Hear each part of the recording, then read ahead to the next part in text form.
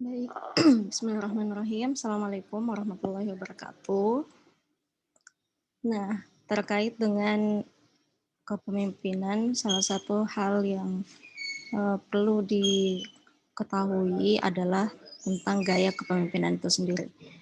Nah, secara teoritis memang ada beberapa literatur yang telah menunjukkan beberapa tipe atau gaya kepemimpinan. Pada kesempatan kali ini, saya coba sharing uh, tentang 4 gaya kepemimpinan yang telah fenomenal dari dulu dan ini menjadi salah satu rujukan terkait dengan gaya kepemimpinan itu sendiri. Yang pertama adalah ada yang disebut dengan gaya kepemimpinan autokratis. Kemudian yang kedua, ada yang disebut dengan gaya kepemimpinan demokratis. Dan yang ketiga, ada yang disebut dengan gaya kepemimpinan partisipatif. Dan tentu yang keempat, sesuai sebagaimana yang terlihat pada slide ini, ada yang disebut dengan gaya kepemimpinan laissez-faire. Jadi dari keempat gaya kepemimpinan ini tentu memiliki karakteristik yang berbeda antara yang satu dengan yang lainnya. Dan bisa jadi dari keempat gaya kepemimpinan ini ada yang dari masing-masing diri kita ada yang cenderung melekat pada satu atau dua pada gaya kepemimpinan ini. Nah, selanjutnya akan kita lihat seperti apa sih tipe-tipe ataupun gaya kepemimpinan dari 4 poin yang tadi. Nah, yang pertama terkait dengan gaya kepemimpinan autokratis, ya. Jadi menurut Gillis, ini memang referensinya masih sangat lama tapi sangat fenomenal terkait dengan gaya kepemimpinan. Kalau menurut Gillis pada referensi di tahun 1986, di sini menunjukkan bahwa untuk gaya kepemimpinan autokratis itu berorientasi pada tugas atau hasil atau pekerjaan. Jadi dia lebih melihat atau fokus pada bagaimana hasilnya, ya. Kemudian pada tipe kepemimpinan atau gaya kepemimpinan autokratis ini itu cenderung menggunakan kekuasaan posisi dan kekuatan dalam memimpin dengan menggunakan cara yang otoriter. Jadi memang menjadi salah satu karakteristik pada gaya kepemimpinan di autokratis ini cenderung memiliki gaya atau cara memimpinnya yang lebih bersifat otoriter. Nah, yang seperti apa itu cara otoriter? Nah, di sini dipaparkan juga bahwa seseorang yang menggunakan kepemimpinannya atau memimpin dengan cara otoriter itu biasanya dia akan menentukan semua tujuan yang akan dicapai dalam pengambilan keputusan. Jadi seorang pemimpin yang menerapkan cara otoriter ini dia yang kemudian memiliki kemampuan untuk menetapkan tujuan dan inilah yang dijadikan sebagai acuan bagi semua SDM yang ada di bawahnya atau semua anggotanya untuk mencapai sesuai dengan apa yang telah ditetapkan oleh pemimpinnya. Seperti itu. Nah, terkait dengan cara memotivasi dari pemimpin yang menerapkan gaya kepemimpinan ini, itu memiliki kecenderungan untuk memberikan motivasi ke anggotanya dengan menggunakan menggunakan sanjungan, kemudian dia menampilkan kesalahan-kesalahan anggotanya dan juga memberikan penghargaan, ya seperti itu. Jadi lebih melihat kesalahan sebagai sebuah kesalahan dan kemudian menampilkan keanggotaan yang lain. Kemudian jika ada yang memiliki suatu suatu kemajuan, ya suatu prestasi, maka seorang pemimpin dengan gaya kepemimpinan autokratis ini itu akan memberikan penghargaan seperti itu. Kemudian untuk gaya kepemimpinan yang kedua yaitu gaya kepemimpinan demokratis, di mana pada gaya kepemimpinan ini seorang pemimpin yang menerapkan gaya kepemimpinan demokratis ini cenderung menghargai sifat dan memahami kemampuan setiap stafnya, ya. Kemudian selain itu, seorang pemimpin dengan yang memiliki gaya kepemimpinan demokratis ini itu cenderung menggunakan kekuasaannya atau posisinya dan pribadinya untuk mendorong ide-ide dari stafnya. Jadi dengan memiliki kemampuan dalam memahami kemampuan setiap stafnya atau potensi-potensi yang ada pada setiap stafnya, setiap anggotanya, si pemimpin yang menerapkan gaya kepemimpinan demokratis ini akan menggunakan kemampuan itu dan akan menggunakan uh, posisinya sebagai suatu kekuasaan dan juga sekaligus sebagai sumber kekuatan untuk menumbuh kembangkan ide-ide atau potensi yang ada pada setiap anggotanya. Nah, selain itu, kemampuan yang dimiliki oleh pemimpin dengan gaya kepemimpinan demokratis itu akan memotivasi anggota kelompoknya untuk menentukan tujuannya sendiri. Jadi dengan potensi yang ada pada diri setiap anggotanya itu kemudian akan diarahkan oleh si pemimpin ini untuk menentukan tujuannya sendiri.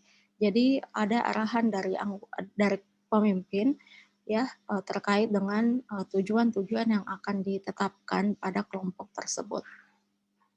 Kemudian hal yang menjadi uh, menjadi menjadi salah satu karakter dari kepemimpinan demokratis ini juga akan membuat perencanaan, kemudian akan melakukan atau menerapkan fungsi kontrol dalam proses penerapannya dan memberikan informasi seluas-luasnya secara terbuka kepada anggotanya. Jadi meskipun pemimpin demokratis ini memiliki atau memberikan motivasi kepada anggotanya untuk menentukan tujuannya sendiri, tapi kemudian pemimpin ini tidak melepasnya begitu saja.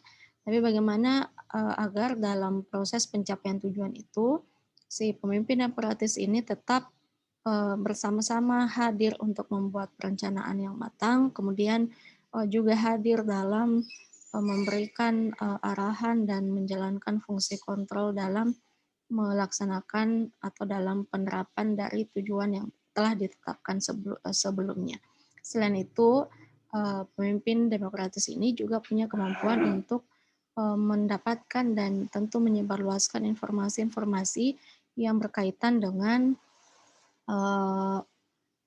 tujuan yang menjadi yang telah ditetapkan atau telah direncanakan sebelumnya seperti itu dan informasi inilah yang akan disebarkan kepada anggotanya yang dianggap penting untuk diketahui oleh anggotanya seperti itu.